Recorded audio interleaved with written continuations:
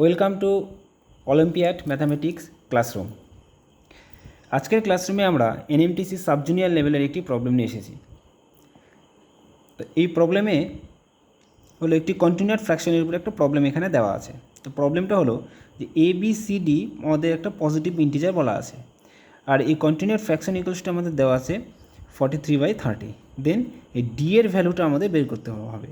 এখানে কিন্তু ABCD সবগুলোই আমাদের পজিটিভ ইন্টিজার। তো এটি করার জন্য আমার রাইট হ্যান্ড সাইডে যে ফ্র্যাকশনটা দেওয়া আছে 43/30, এটাকে আমাদের ঠিক এইরকম এই কন্টিনিউড ফ্র্যাকশনের মতো আমাকে কিন্তু এটাকে তৈরি করে নিতে হবে। তো সেটা আমরা কীভাবে তৈরি করব, চলো আমরা একটু দেখে নিই। 43/30কে যদি আমি মিক্সড ফ্র্যাকশনে কনভার্ট করি তাহলে আমরা পাবো 1 and 13/30। This equals to 1 plus 13/30. This equals to 1 plus 1/30/13। এটাকে আমরা এভাবে লিখতে পারি। এখানে 1 কেন করলাম, কারণ আমাদের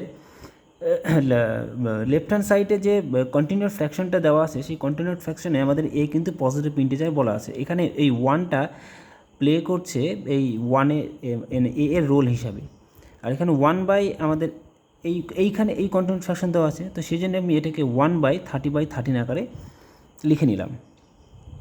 দিস ইকুয়ালস টু 1 প্লাস, আবার এই যে 30/13 যেটা দেওয়া আছে, এই 30/13কে আবার আমি মিক্সড ফ্র্যাকশনে কনভার্ট করব। তো এটাকে যদি মিক্সড ফ্র্যাকশনে কনভার্ট করি তাহলে আমি পাবো 2 and 4/13।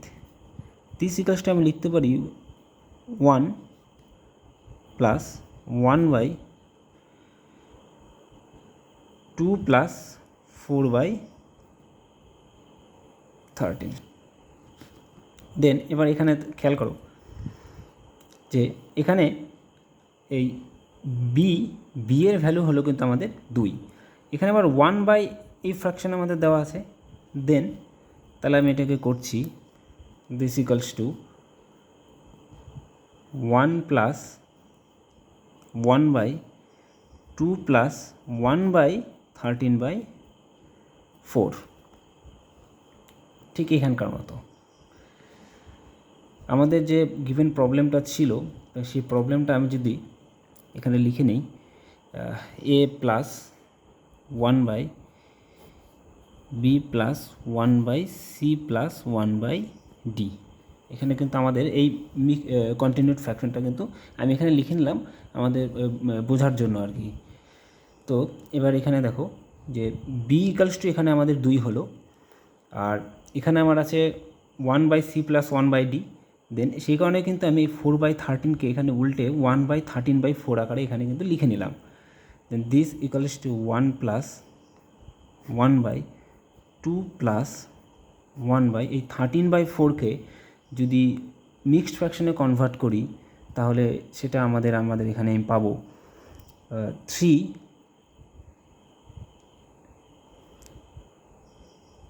and 1/4। তাহলে এই দিকের যে আমি কন্টিনিউড ফ্র্যাকশনে কিন্তু আমার অনেকটা কনভার্ট হয়ে চলে এসছে। এই 3 and 13/1/4 এটাকে তাহলে আমি কীভাবে লিখব এইখানে আমরা একটু দেখে নিই। 1 প্লাস 1/2 প্লাস 1/3 প্লাস 1/4।